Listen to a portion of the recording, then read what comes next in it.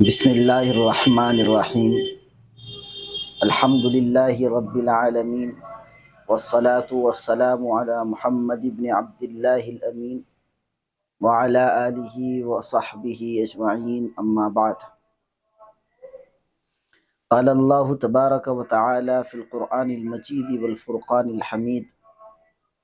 اعوذ باللہ من الشیطان الرجیم بسم اللہ الرحمن الرحیم شہر رمضان الذی انزل فیہ القرآن صدق اللہ العظیم۔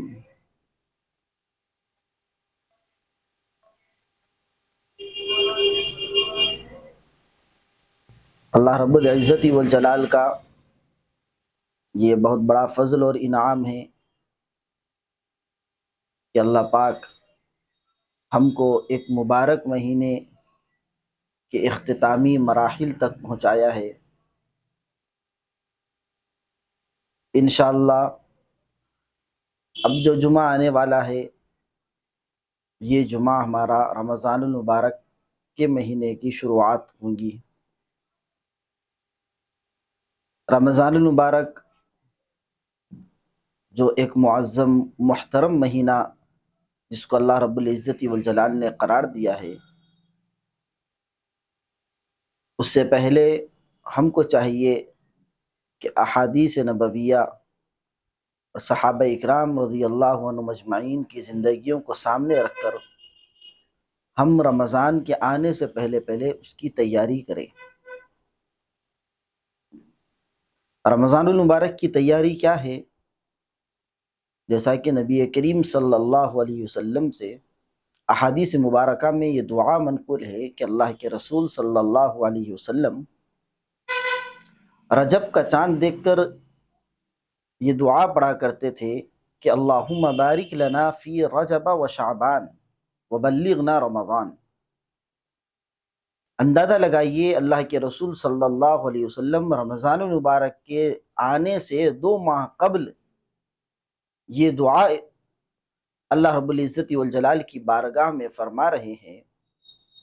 اور اللہ رب العزت والجلال سے عرض کر رہے ہیں، درخواست کر رہے ہیں، اے اللہ رجب اور شعبان کے مہینے میں برکت نازل فرما، اور رمضان المبارک کا جو مقدس مہینہ ہے، محترم مہینہ ہے، مغفرت والا مہینہ ہے، رحمتوں والا مہینہ ہے، اس مہینے میں ہم کو اعمال صالحہ کی توفیق اور ہمت اور قوت نصیب فرما، اور ہماری عمر کو اور ہماری صحت کو اس مہینے تک ایسی عطا فرما صحت ہم کو کہ ہم وہ مہینے کو ہم سب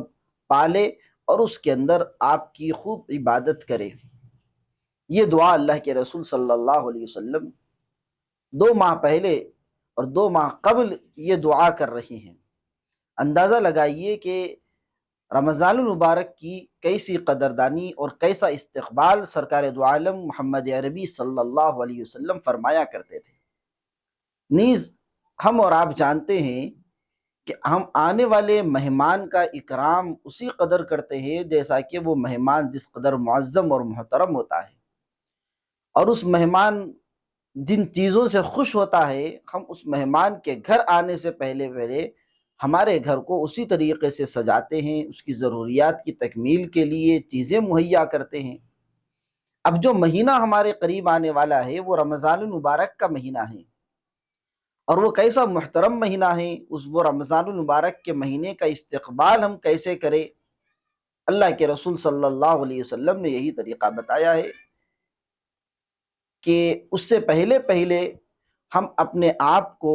اس قدر تیار کر لے کہ رمضان المبارک کا مہینہ جیسے ہی داخل ہو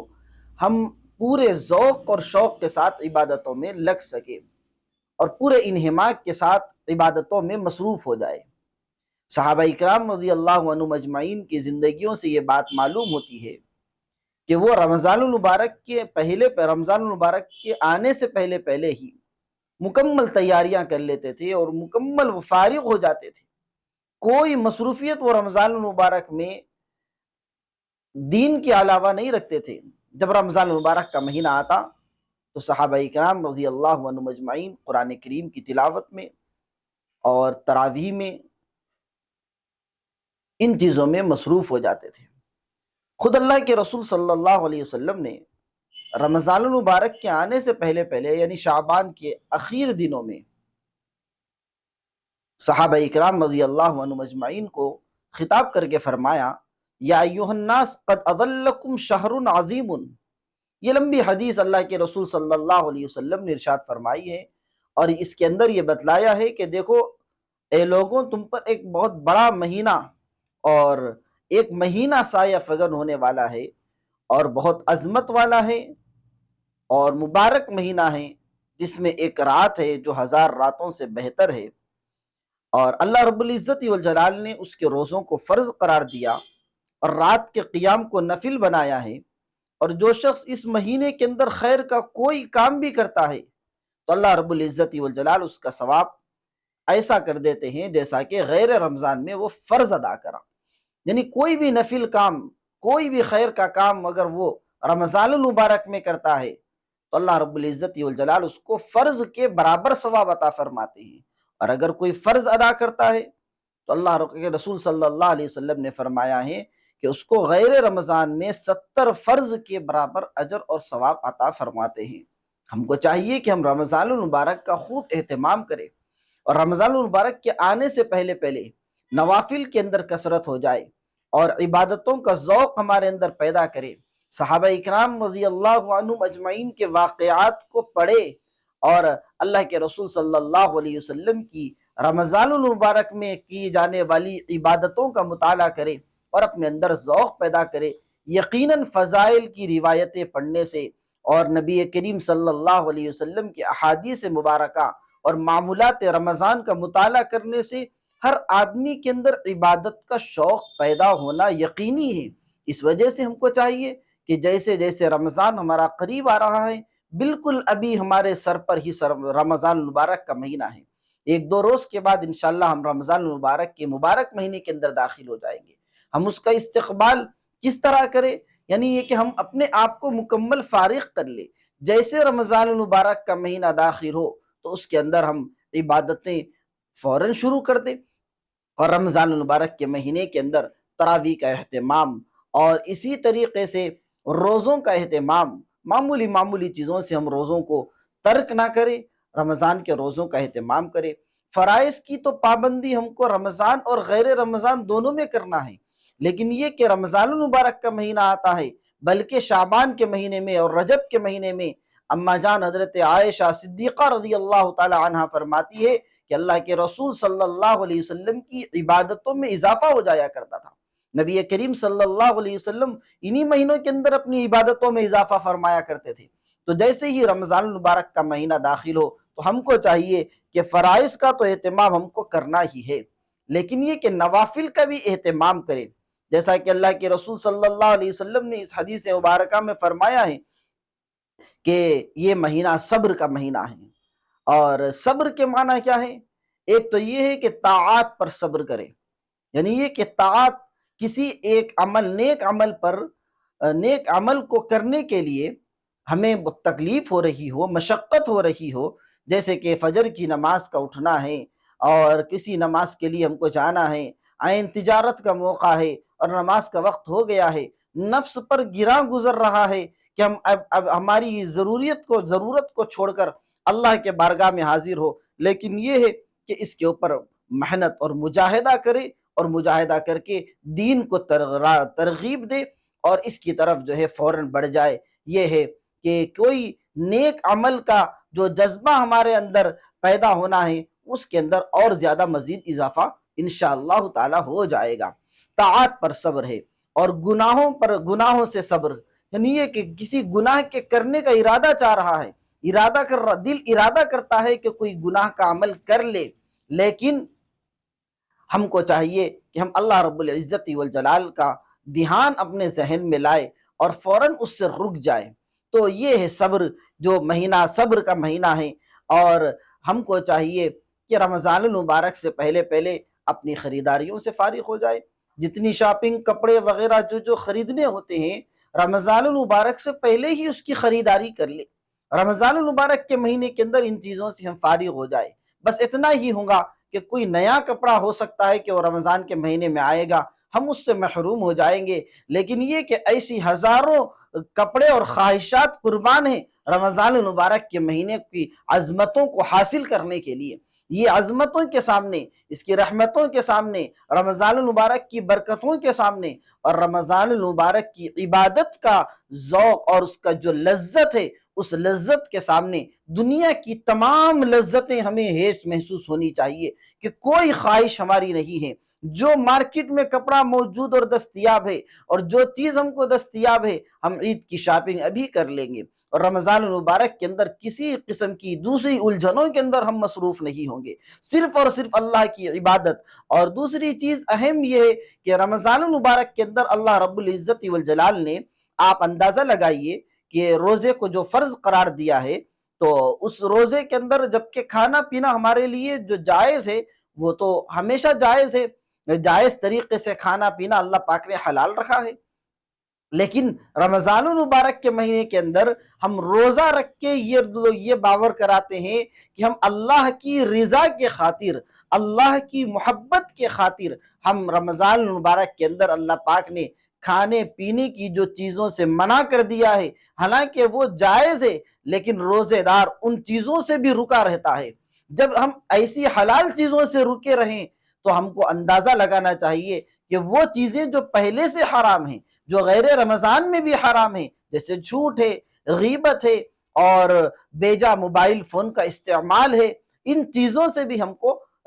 بالکل بچے ہوئے رہنا چاہیے، احتراز کرنا چاہیے۔ اور رمضان المبارک کے اندر پورے دھیان کے ساتھ، کتنے ایسے لوگ ہیں جس کو قرآن کریم تجویز سے پڑھنا نہیں آتا ہے، اس وجہ سے ہم کو چاہیے کہ اب ہم قرآن کریم کو پڑھنے کی کوشش کریں۔ کم از کم ہماری زندگی کا یہ رمضان ایسا رمضان ہونا چاہیے کہ عید کا چاند دیکھنے کے بعد ہمارا دل ہم سے کہے کہ یہ ہماری زندگی کا سب سے بہترین رمضان گزرا ہے۔ اتنا تو ہم سے ہونا چاہیے۔ اور موت کا میرے عزیزوں کوئی بھروسہ نہیں ہے، کوئی بھروسہ نہیں ہے۔ کتنے لوگ تھے جو ابھی حال تک ہمارے ساتھ تھے، لیکن یہ کہ موت نے ان کو رمضان المبارک کا مہینہ حاصل کرنے نہیں دیا، وہ پہلے ہی اللہ کو پیارے ہو گئے ہیں۔ اس وجہ سے جو اللہ نے ہم کو صحت عطا فرمائی ہے، اللہ نے جو زندگی ہم کو عطا فرمائی ہے، اس کی ہم قدر کریں، اور جو کچھ گناہ ہمارے 11 مہینوں کے اندر کوتاہیاں ہوئی ہے، اللہ رب العزت والجلال نے اپنے فضل سے، اپنے کرم سے اپنے بندوں کو یہ جو مبارک مہینہ عطا فرمایا ہے، اس مہینے کی ہم کو قدر کرنا چاہیے کہ پچھلے مہینوں کے اندر جو کچھ کمی اور کوتاہی ہم سے ہوئی ہے، ہم اس رمضان المبارک کے مہینے کی برکتوں کو اور ساعتوں کو حاصل کر کے وہ تمام گناہوں کی مغفرت کروا لیں گے، اللہ تعالیٰ سے سچی پکی توبہ کر لیں گے۔ یہ عزائم لے کر اگر ہم رمضان المبارک کا استقبال کرتے ہیں، ان عزائم کے ساتھ کہ اب کے رمضان میں میری کوئی تہجد کی نماز نہیں چھوٹے گی، اب کے رمضان میں میری کوئی اوابین ترک نہیں ہوں گی، اب کے رمضان میں چاشت اور اشراق اور چاشت کا اہتمام کروں گا، اب کے رمضان میں قرآن کریم کی کثرت سے تلاوت کروں گا، اب کے رمضان میں ذکر اللہ کا اہتمام کروں گا۔ ان نیتوں کے ساتھ ہم رمضان کا استقبال کریں، اور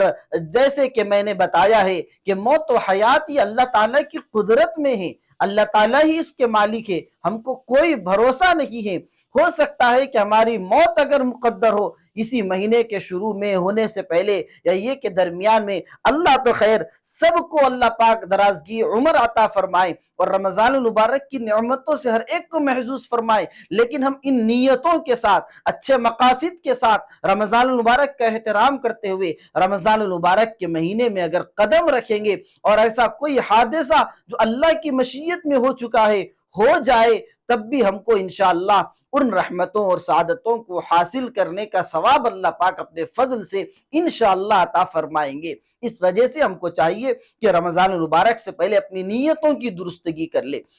اور یہ سوچ لے اور عزم کر لے، ہر شخص جیسے ہمارا اور آپ کسی آپس میں جو تقابل ہوتا ہے اور چیزوں کے اندر، ہم اب کے جو ہے اعمال صالحہ کے اندر تقابل کریں گے۔ ہمارا کوئی بھائی قرآن کریم رمضان المبارک میں ایک پڑھتا ہے تو ہم یہ ذوق، ہمارے اندر یہ ذوق ہونا چاہیے کہ اب کہ میں 2 ختم کروں گا، اب کہ میں 4 ختم کروں گا۔ اس طریقے سے آپس کے اندر کمپٹیشن کرنے کی وجہ سے، کمپٹیشن کے ذریعے سے انشاءاللہ عبادتوں کا ذوق بڑھتا رہے گا۔ بہت کچھ ہم نے مقابلے کیے ہیں، اب دیکھیں کہ انشاءاللہ اب کے رمضان کے اندر ہم اپنے دوست احباب سے، اپنے گھر کے افراد سے اور افراد خاندان سے یہ مقابلہ کریں گے کہ اب کے رمضان میں انشاءاللہ میں زیادہ قرآن کریم پڑھوں گا، اب کے رمضان المبارک میں انشاءاللہ اللہ تعالیٰ کی عبادت زیادہ کروں گا۔ اللہ کے رسول صلی اللہ علیہ وسلم کی تعلیمات سے ہم کو یہی بات ملتی ہے میرے عزیزوں کہ نبی کریم صلی اللہ علیہ وسلم نے ہم کو جو ہدایت دی ہے وہ ہدایت یہ ہے کہ ہم دنیاوی اعتبار میں اپنے سے کمتر کو دیکھیں، اور جہاں تک دین کا مسئلہ ہے تو دین کے اندر عمل کرنے کا جو جذبہ ہمارے اندر پیدا ہونا چاہیے، اور دین کے اندر ہماری نظر جو ہونی چاہیے ہمارے سے اونچے شخص پر ہونی چاہیے کہ وہ آدمی فلاں آدمی نیک ہے، فلاں آدمی نیک ہے۔ ہم کو چاہیے کہ ہم بھی ان کی جیسے بنیں، اور ان سے بلکہ زیادہ اعمال صالحہ کا ذوق ہمارے اندر پیدا ہونا چاہیے۔ یہ تعلیمات نبویہ ہے، یہ اللہ کے رسول صلی اللہ علیہ وسلم کی امت کو دی ہوئی تعلیم ہے۔ آج ہماری امت کا حال کیا ہو گیا ہے؟ یہ ہو گیا ہے کہ ہم دنیاوی اعتبار سے تو ہمارے دل کے اندر یہ جذبہ پیدا ہوتا ہے کہ فلاں کے پاس ایک گاڑی ہے، میرے پاس بھی ویسی گاڑی آ جائے، فلاں کے پاس خوبصورت بنگلہ ہے، میرے پاس بھی ویسا خوبصورت بنگلہ آ جائے۔ لیکن ہم نے کبھی دین کے اندر یہ نہیں سوچا کہ فلاں سنتوں پر اس طریقے سے عمل کر رہا ہے، ظاہر سی بات ہے کہ وہ اللہ کا بہت زیادہ قریبی ہے۔ ہم کو بھی چاہیے کہ ہم بھی اس جیسے بنیں۔ یہ نظر ہماری دین پر ہونی چاہیے تھی، ہم نے دنیا پر رکھ لی ہے۔ اسی وقت سے ہمارے اندر جو ہے مصیبتیں اور پریشانیاں ہمارے سروں پر منڈلا رہی ہے۔ اس وجہ سے ضرورت اس بات کی ہے کہ امت مسلمہ اس رمضان المبارک کی قدر کرتے ہوئے اللہ پاک اپنے فضل سے ہم میں سے جس کسی کو بھی یہ مبارک مہینہ عطا فرمائے، اور اللہ کرے کہ ہر امت کو اور امت کے ہر فرد کو اور تمام مسلمانوں کو یہ مبارک مہینہ نصیب فرمائے۔ ہمارے عزائم اچھے ہوگے تو اللہ رب العزت والجلال انشاءاللہ ہم کو عمل کی توفیق بھی نصیب فرمائیں گے۔ احادیث میں نبی کریم صلی اللہ علیہ وسلم سے ایک روایت یہ بھی منقول ہے کہ من سلم لہ رمضان سلمت لہ السنہ، یعنی جس کا رمضان المبارک ایسا اچھا